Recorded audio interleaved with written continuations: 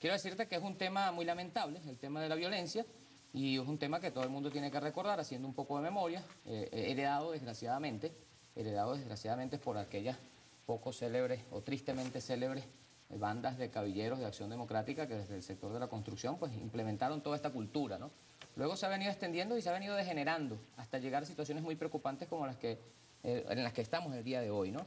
Donde incluso se incorporan elementos como gente que ha sido expresidiaria o algunos que actualmente incluso están presos que comienzan a hacer a través del terror, a través de la violencia y a través de los asesinatos dirigidos incluso desde las cárceles, métodos para hacerse del control de obras y para, en consecuencia, poder aplicar toda la política de gángster y de corrupción que en algunos casos se expresa en el sector de la construcción. Nosotros desde la Asamblea Nacional abordamos en estos asuntos con la seriedad que debe tratarse un tema como este, porque es interés colectivo, y yo entiendo que en esto hay criterio unánime, que la violencia no sea la que impere ni en ningún sector de trabajo, pero en particular en el de la construcción hay que ir buscando los mecanismos para aislarlo.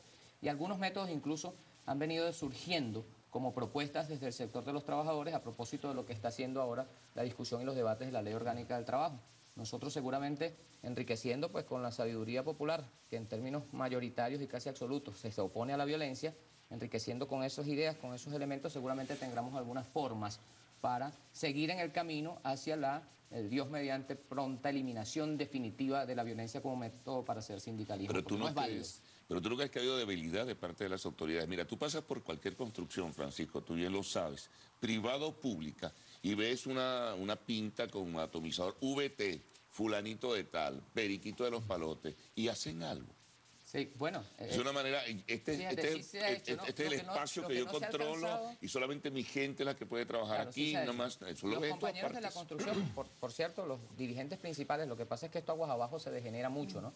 Pero los dirigentes principales de los sectores de la construcción han sido partícipes de los acuerdos que se han construido desde el Ministerio del Trabajo. Incluso se han logrado establecer una suerte de respeto que repito, aguas abajo algunas veces se desdibuja, pero que en términos de las direcciones de las principales federaciones de la construcción, por lo menos se tiene conciencia de que es necesario ponerle punto final al sicariato y a la resolución de problemas mediante las balas, que antes era por la cabilla, ahora es peor, ahora es por las balas, ¿no? Entonces, y es un problema que debe abordarnos a todos. Seguramente, como lo dices tú, Carlos, no se ha alcanzado el objetivo, que es eliminar de Pero forma es muy permanente fácil y ubicar, definitiva. ¿no? Si tienes las siglas, tienes el nombre Y de hecho, si te das cuenta, como se han venido ubicando, han sido puestos presos, algunos están detenidos y en juicio, y en fin, cada uno progresivamente pues en el lugar que le corresponde. El que delinque, el que usa la violencia o el sicariato o los asesinatos para hacerse de poder en un sector, especialmente en el sector de la construcción, tiene que ir tras las rejas. Nosotros no queremos sindicalistas gángster, ni sindicalistas choros, ni sindicalistas corruptos, mucho menos. De manera que hay que seguir haciendo desde el Estado y también desde el movimiento sindical los esfuerzos necesarios para eliminarla de forma compartida la responsabilidad en este caso. El caso de Guayana, por ejemplo. Bueno, buenos días a todos los televidentes. Obviamente tengo una visión distinta a la que expone el diputado, toda vez que desde Guayana podemos ver un panorama distinto a este que se está señalando acá. ¿Distinto en qué sentido? Distinto, por ejemplo, en el que la violencia fue heredada. Efectivamente, la violencia cabillérica siempre la hubo, pero jamás hubo sicariato sindical. Por lo menos en el caso de Guayana, hasta el año 2005, y eso lo podemos decir responsablemente. Y difiero de las cifras oficiales que fueron presentadas ahorita en el canal de televisión. Las cifras reales en Guayana del sicariato son estas que están aquí. Vamos a resumirlas. Fíjense ustedes. En el año 2005, 51 homicidios. En el año 2006, 25. En el año 2007, 24. En el año 2008, 12. En el año 2009, 13. En el año 2010, 16. En el año 2011, 17. Y en el año 2012, 1. En lo que va de año. Y quiero agregar en relación a esto. Hay una disminución significativa, por lo menos a partir del año 2005. Bueno, sí, pero ¿por qué en el año 2005? En el año 2005, y esta es una acusación que hacemos de manera específica, tomó la gobernación Francisco Rangel Gómez, a quien responsabilizamos de este hecho. ¿Por qué? Porque el sindicato de la construcción estaba controlado básicamente por Acción Democrática y COPEI. A partir del ingreso de Francisco Rangel Gómez a la gobernación del Estado Bolívar, entraron a golpe y porrazo con delincuentes, con mafias sindicales operadas incluso desde la cárcel de Ciudad Bolívar de Vista Hermosa, en el ámbito sindical. Es grave esa denuncia, ¿no? Por supuesto que es grave y tenemos ya meses haciéndola. Y hay un agravante en esto, y era que el oficialismo no había podido entrar en el área sindical, un poco por eso de la violencia cabillérica. Y entonces resolvieron entrar con las armas, y estos fueron los resultados. Ahora, el único preso en este caso se llama Ronnie Álvarez, de la Ferrominera Orinoco, que fue y está siendo acusado en estos momentos por homicidio de Renny Rojas.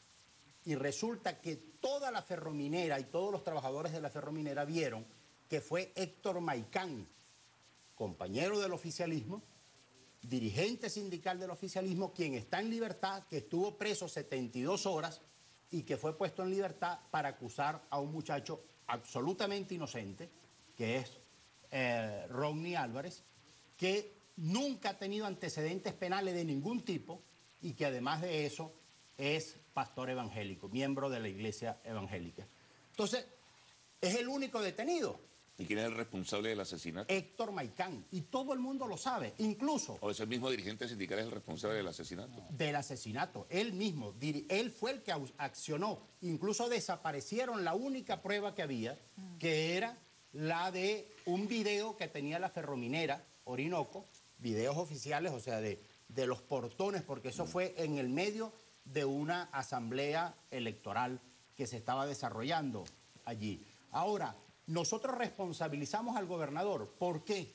Porque antes, y esa cifra que están dando el comisario Manzulli, el coronel Manzulli, es porque él es comandante de la policía y lo que quieren es minimizar el efecto. Ahí introdujeron elementos como el tráfico de droga dentro de los sindicatos, dentro de las construcciones, por ejemplo, de Tocoma, todo ese tipo de construcciones que se están desarrollando en Guayana y que efectivamente tienen y han causado todo un impacto afuera. Ahora, eso no es solamente en Ciudad Guayana, eso ocurre en Caicara, Orinoco, eso ocurre en Tumeremo, eso ocurre en Upata, eso ocurre en el Callao, eso ocurre en Guasipati, eso ocurre en Ciudad Guayana, por supuesto, y Ciudad Bolívar. Vamos a escuchar a 7 ciudades.